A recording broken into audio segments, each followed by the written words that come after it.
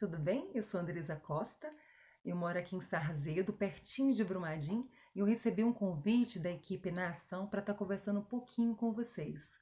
Agora, nessa época de pandemia, de isolamento social, a gente tem ficado muito em casa.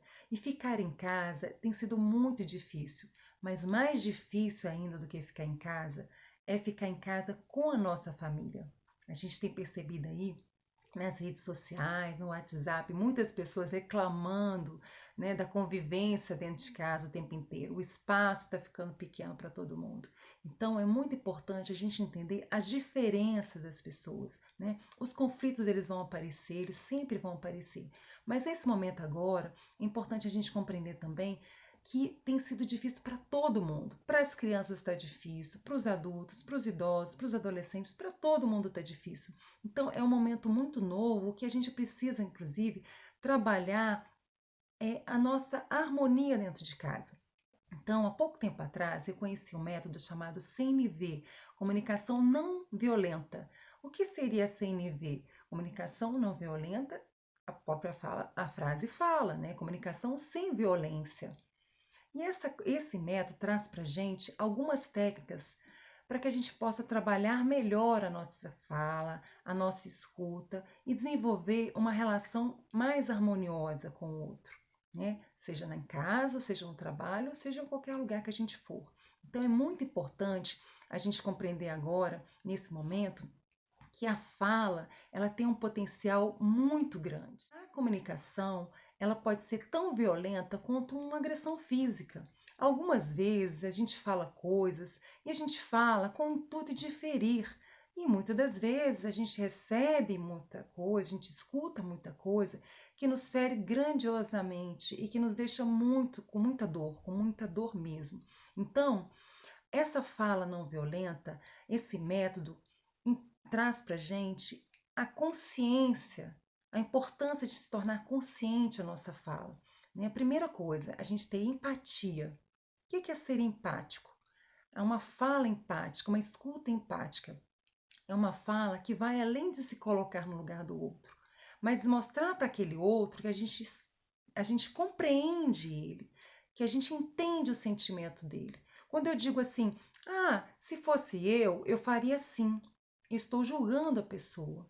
Normalmente, os conflitos aparecem por conta disso, por causa dos julgamentos. Nos julgamentos, a gente precisa de um inocente e de um culpado.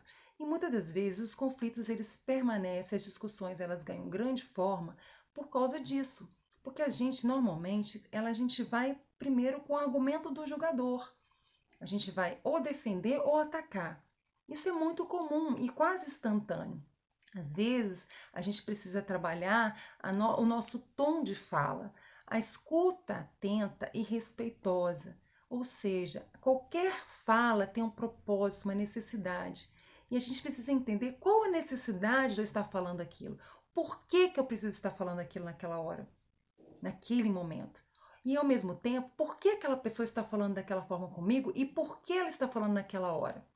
Quando a criança chama a mãe 5, 6, 7 vezes, sei lá, 10, até mais vezes, porque aqui em casa eu sei que tem uma filha que faz isso, ela está tendo um propósito também. Não é porque é criança que não tem propósito, ela tem uma necessidade. Então a gente precisa trabalhar a nossa escuta atenciosa, parar para ouvir e mostrar para aquele outro que ele está sendo ouvido. É muito importante a gente entender isso. Essa fala atenciosa, empática e consciente. E, além disso, respeitosa. Então, o desafio que eu tenho para vocês é que vocês possam olhar para a família de vocês de uma forma diferente, trabalhar a comunicação de vocês, desenvolver uma comunicação harmoniosa, respeitosa, empática, para que os conflitos sejam diluídos e menores.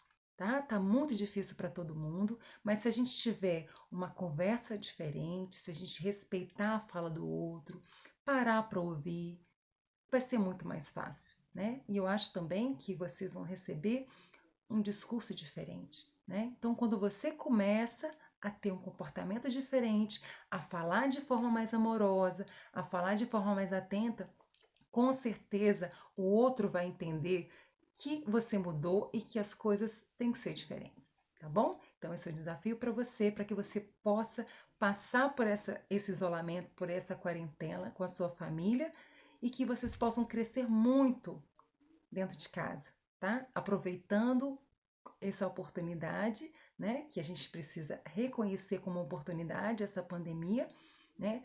Que a gente vai passar por isso, as coisas vão voltar ao normal em breve, se Deus quiser, e a gente precisa estar mais fortes, especialmente com a nossa família, tá? Então, agradeço e até breve, até uma próxima oportunidade.